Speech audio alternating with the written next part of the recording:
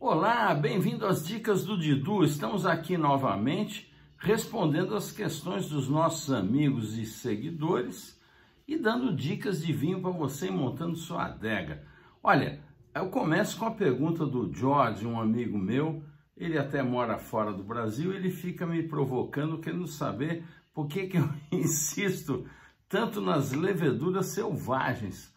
Olha, Jorge, e a quem que estiver me ouvindo, é importante explicar isso. A levedura selvagem ou indígena ou a levedura natural do vinhedo, são os vários nomes para identificar essas leveduras, elas simplesmente trazem a personalidade do lugar, trazem o DNA do lugar.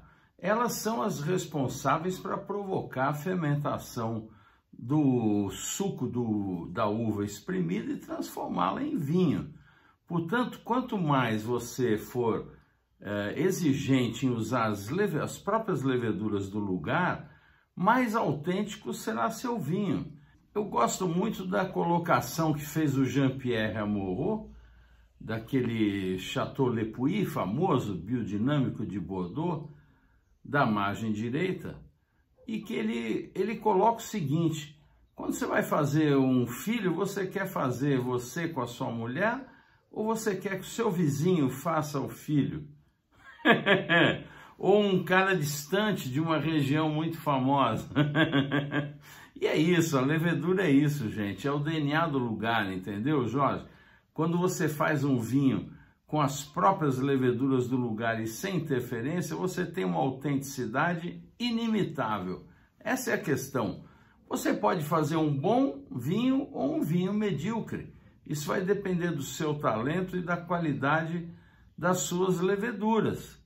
Agora, um vinho perfeito tecnológico, desculpe, como diz o meu amigo Mário Geise, eu prefiro um vinho naturalmente imperfeito do que um vinho artificialmente perfeito, tá certo? Essa é a razão, é muito simples isso. Tá respondido, Jorge? Para de me provocar. A Cristina me pergunta a respeito dos desafios do vinho nacional. O que eu considero como os principais desafios do vinho nacional? Cristina, essa pergunta é excelente. Olha, o vinho nacional tem uma série de desafios. O primeiro desafio é a questão tributária. Para você ter ideia, um vinho no Brasil, se você for lá na vinícola, visitar uma vinícola, vai lá na Miolo, na Salton, na Valduga, na Aurora, depois de fazer a visita, a degustação, você vai na lojinha e compra um vinho. 55% do valor daquele vinho é de impostos. Veja, você está pagando o dobro, mais que o dobro do vinho, por causa de impostos. Se isso acontecesse no Uruguai, na Argentina ou no Chile, seriam de 18% a 22%. Esse é um problema. O outro problema é o preconceito. O brasileiro é preconceituoso, ele acha sempre que o que vem de fora é melhor e ele não dá o devido valor ao nosso vinho que atingiu uma qualidade extraordinária. O outro problema que eu vejo é a falta de personalidade nos nossos vinhos. A grande maioria dos nossos vinhos, ele quer ser um vinho chileno, ele quer ser o que ele não é. Ele tem que olhar a sua aptidão de terroir, de clima, e fazer uns vinhos próprios do seu terroir, que aliás é uma ironia, porque ele quer ser chileno e o chileno quer ser Bordeaux, mas o clima e o terroir brasileiro é muito mais próximo de Bordeaux do que o Chile. Então veja a contradição.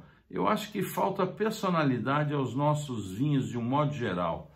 E por último eu diria que é a falta de cultura.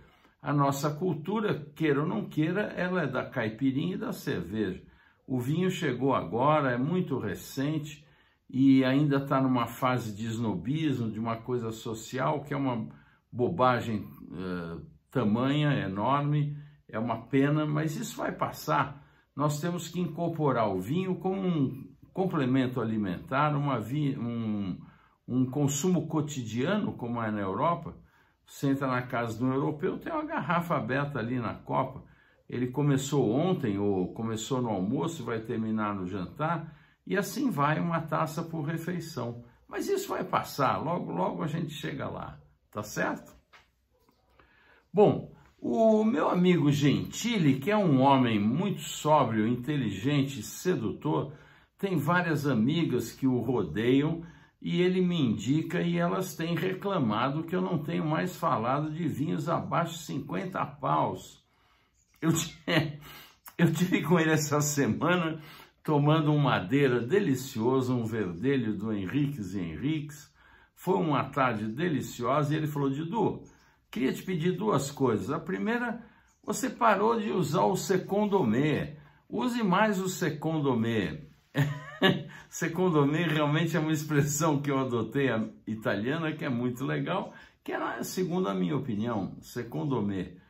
E ele pede também para que eu, para atender essas suas amigas que estão sempre ali com ele, que eu indicasse vinhos, boas compras abaixo de 50 paus. Olha, está cada vez mais difícil 50 paus, especialmente entre os importados.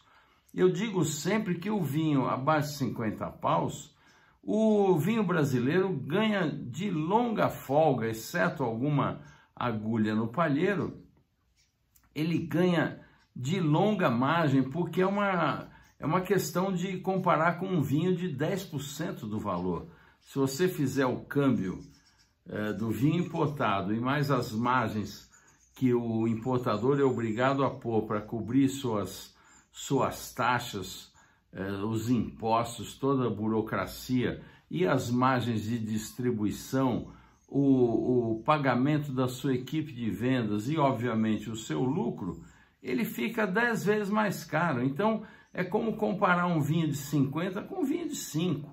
Então, os nacionais normalmente são muito melhores. Eu vou dar algumas dicas aqui.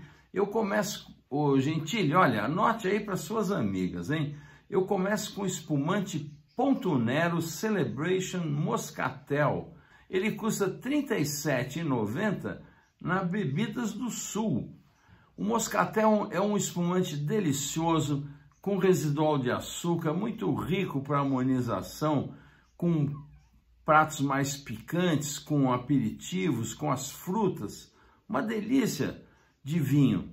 O mesmo produtor e no mesmo Bebidas do Sul você encontra o Ponto Nero Celebration Moscatel Rosé, que mistura o nosso moscatel com o moscatel de Hamburgo. Olha, também R$ 37,90. Uma outra opção para tomar um espumante rosado de alta qualidade. Eu indico também o Miolo Seleção Chardonnay Viognier. O Chardonnay Viognier no Pão de Açúcar está custando R$ 32,00. Veja que moleza. Tem também o Miolo Seleção Rosé 2022. De Cabernet Sauvignon e Tempranillo. Olha, R$ 29,90 no site Meu Vinho. É uma belíssima dica, hein? Tem também o Tinto Seco Bordeaux Pérgola, um vinho de 1 litro que custa R$ 24,90, gente, da vinícola Campestre. Para quem não sabe, a uva Bordeaux, que é uma híbrida, eles usam essa uva e fazem o vinho seco, não tem residual de açúcar. E o Pérgola, para quem não sabe, é o líder de mercado dos vinhos brasileiros engarrafados. Olha que espetáculo, 1 litro a R$ 24,90. Eu gosto bastante desse vinho. É vinho de mesa, mas é um vinho gostoso, dá prazer, harmoniza bem com queijos picantes, é uma bela de uma compra, viu? Tem também o vinho fino tinto seco Castas Italianas da Vila Campestre. Esse Castas Italianas da Vila Campestre é Sangiovese Rebo, um vinhaço, custa R$ 31,90. E olha, para quem acha que a Campestre não é lá essas coisas, eu quero dizer que há 1 ano atrás, ou 2 anos atrás, o vinho Sangiovese deles em pureza ganhou duplo ouro no World Award da Decanter, da revista Decanter, o mais sério concurso considerado entre os críticos de vinho lá na Inglaterra. Pouca gente falou disso, mas ele ganhou duplo ouro, tá certo?